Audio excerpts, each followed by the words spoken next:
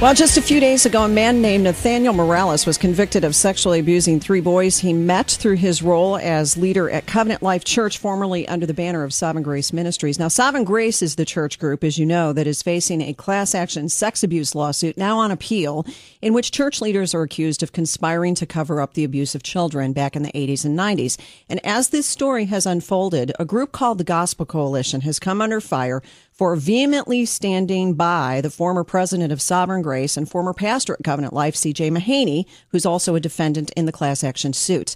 Now, at the Morales trial, Mahaney's brother-in-law, Grant Lehman, also a Covenant Life pastor, testified that he knew of the abuse years ago and never reported it, which brings us to yesterday, when Tullian Tchividjian, author and senior pastor of Coral Ridge Presbyterian Church, who's had a long association with the Gospel Coalition, announced that he'd been given the left foot of fellowship, I guess is how you'd put it. And now Tullian is speaking out about how he believes the Gospel Coalition has mishandled the entire situation regarding the massive Sovereign Grace sex abuse scandal. And it is wonderful to talk to you again, Tullian. How are you?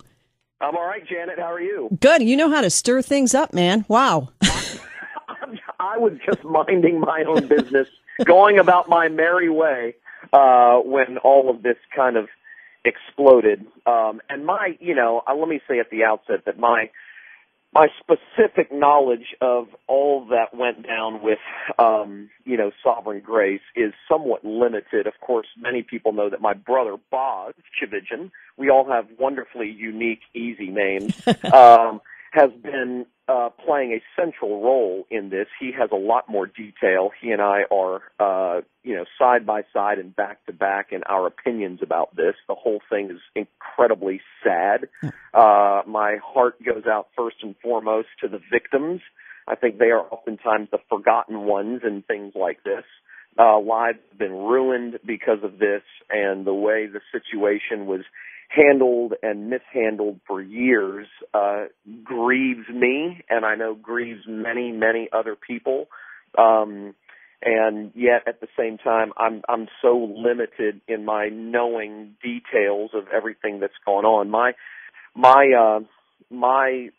association with the Gospel Coalition is really the touch point of this, and so that's I can speak to that a little bit, but. The whole situation is just incredibly, incredibly disturbing, and it's very, very, very sad. And I'm first and foremost, like I said, just heartbroken for the lives that have been ruined as a result of this. Sex abuse is a terrible, terrible thing, especially when it involves, children and pastors. And so, anyway, I'm glad it's finally coming to light, and that justice will be served. It seems. But yeah, it's been a sad thing to watch unfold. It has been very sad. Now, just to do a brief recap, you've been with the Gospel Coalition or associated with the Gospel Coalition for a number of years. You had a post yesterday in which you said you had plans to launch a new site. You'd inform the Gospel Coalition of your plan to make the transition in August. And then you were informed on Thursday that certain members of the Gospel Coalition wanted the transition to happen ASAP. Who told you to do that, and what was the reason given? Well, I haven't really been given a reason. I have been blogging there. I had a blog, and about 5 years ago, the Gospel Coalition approached me and asked if I would move my blog over to their new site and begin posting over there as a blogger, and I said yes. I long appreciated the ministry of the Gospel Coalition, was there when it was launched. My friend Tim Keller was a central figure in the founding and the launching of the Gospel Coalition, and super excited about what they were doing and what they were up to and their missional focus, their gospel-centered focus when it came to church and life and ministry and culture, and really resonated with that a lot. And so I agreed to allow them to host my blog, and my association with them was really limited to speaking at their conferences every other year. They have a national conference every other year, and I have done breakout sessions at those conferences, and then blog there 2 or 3 times a week. That's pretty much it.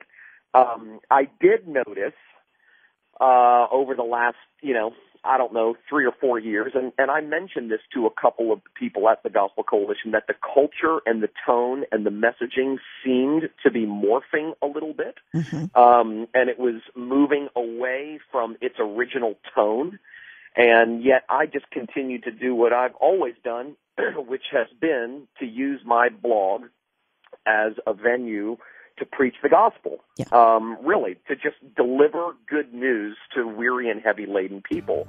And I had some back and forth and conflict with other contributors over the years, but it was all cordial, gracious, and, but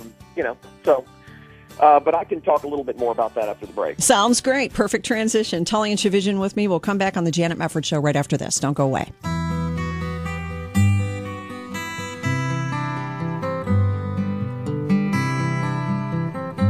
We are back on the Janet Mefferd Show, and my guest is Senior Pastor Tullian Tchividjian from Coral Ridge Presbyterian Church. He had a bombshell of a day yesterday in which he announced on the Gospel Coalition website that he was going to be transitioning off to another website because of the urging of the Gospel Coalition. And it's been very interesting because he's also had things to say about how the Gospel Coalition has handled this massive class action sex abuse lawsuit that is on appeal now against Sovereign Grace Ministries, formerly headed up by CJ Mahaney, who is friends with the leaders of the Gospel Coalition, and also CJ has been involved in the Gospel Coalition. So you had said, Tullian, before we went to the break, that you've observed the messaging, culture, and I think you said tone of the Gospel Coalition morphing. What do you mean? Yeah, I mean, like I said, it started off very, very missional, and I still think it is these things to a degree, but started off more missional. The tone seemed to be much more what we are for than what we are against. Not that they didn't speak out against things, but the tone, the messaging, the feel, the culture seemed to be much more about what we were for, recovering the centrality of the gospel in the life of the church, providing gospel-centered resources, that sort of thing. Seemed to have a much brighter, more positive vibe to it.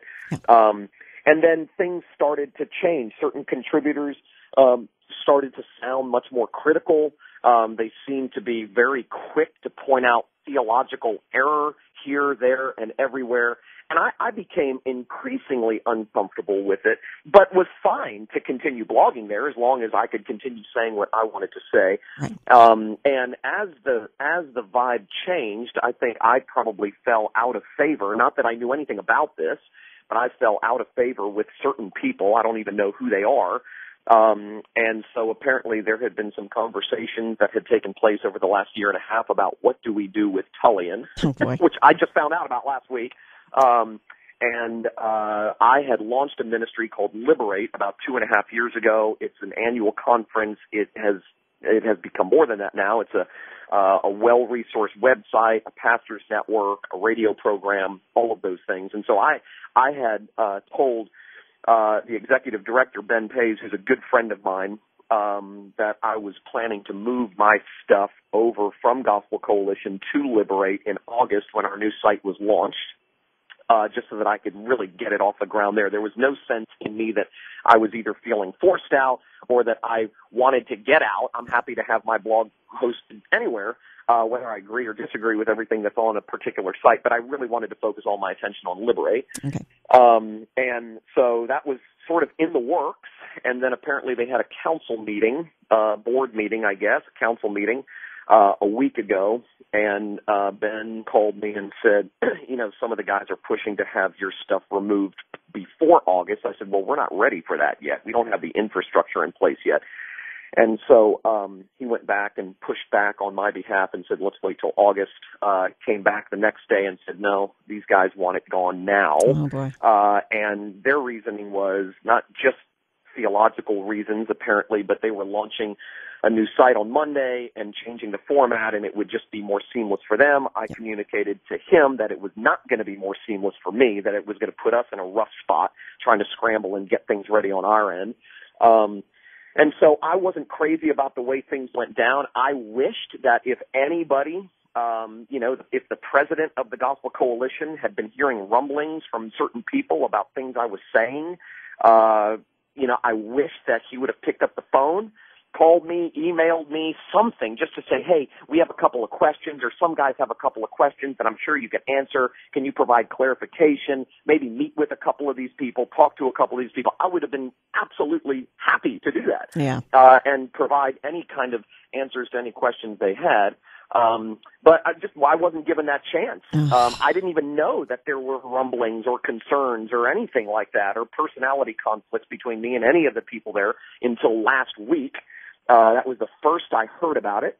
And so, I requested, I said, well, the plan was to move over in August anyway. Just let's wait a couple months so we can get our ducks in a row. Yeah. And my friend Ben did go and push for that for me. Well, and he came back and said, my hands are kind of tied here. I've been given a mandate to move it when we change over on Monday to our new site. Right. So that's kind of the way it went down. Well, let me ask you this, because you've been quoted as saying you think CJ Mahaney knew all about the sexual abuse of children. You said there were some on the coalition or who were associated with the coalition who did not want to be associated with the Gospel Coalition Defense of CJ in that statement that came out last year.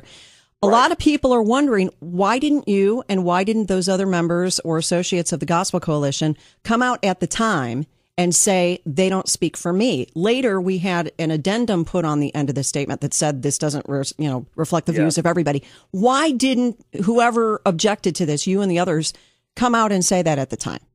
Well, we were working very tirelessly behind the scenes. In fact, I called my friend Justin Taylor, who posted that blog along with Kevin DeYoung and Don Carson, and I said, this does not reflect, this is misleading, it does not reflect the feelings and, for many of us on the Gospel Coalition, and the way you guys have worded it makes it sound like this is an official statement from the Gospel Coalition, but it's not. It's an official statement of three guys who were friends with CJ. And I said, I think the statement's premature. I think it's insensitive. You don't have all the details. And I said, the timing's terrible, terrible. I mean, these are people whose lives have been ruined, and it seems like you're much more concerned protecting CJ than you are in really sort of, sympathizing with the victim. The timing's terrible. The wording's terrible. I said, you need to go back. So that addendum was put on there 5 minutes after I got off the phone with Justin. Oh, wow. I said, you need to go back and put that on there because I don't want to be associated with it. So, that sort of went away for a little while. And then when it came out last week that CJ's brother-in-law admitted to knowing about it, and apparently there were, conversations about this abuse that had happened within staff meetings, I told a couple of the guys at Gospel Coalition, I said, you need to go back now and either retract that statement or you need to write a new statement saying that we were premature. The same three guys who wrote the initial statement need to go back. It looks bad on the Gospel Coalition because there were lots of people on the Gospel Coalition who I think were kind of surprised when that post came out. Like, wait, hold on a second. This is, you're doing this under our umbrella and under our brand, and this is not the official stance of the Gospel Coalition. Those three guys were acting, on their own. So I've been pushing for them to do something about it. And, as of yet, I don't think anything's been done. So unfortunate. Well, we're going to come back. Tullian Tchividjian is joining me. We're talking about the latest on the Gospel Coalition and the massive Sovereign Grace Ministries sex abuse scandal. We'll be back.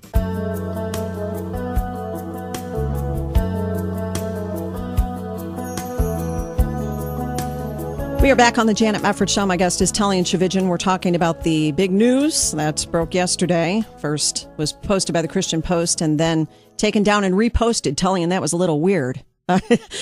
How they printed the story and then it disappeared and then it came back. But that's another story because we only have a couple minutes. I'm on the road. I am in Chicago right now, so I've been sort of running around ragged and caught up on all things Twitter last night and realized that apparently it had gone up and then it came down and then it went back up. And so I don't know the story behind that, but it seems strange. Well, broadly speaking, as you've unveiled all the stuff that you have as we've been talking, many people are now saying, how much does the recent revelation that Grant Layman admitted under oath on the stand that he knew about it? He's the brother-in-law of CJ Mahaney.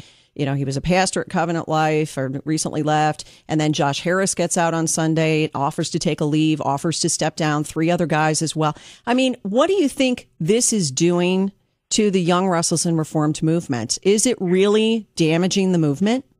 I think so. I do. And I feel for my good friend Josh. I mean, he has been in a very, very difficult position. He's made some tough decisions to pull Covenant Life out of Sovereign Grace. He's had some big differences with Sovereign Grace and the way Sovereign Grace handled this. He came out last year, as many know, and admitted that he himself had been abused as a child. And so he has great sympathy for the victims.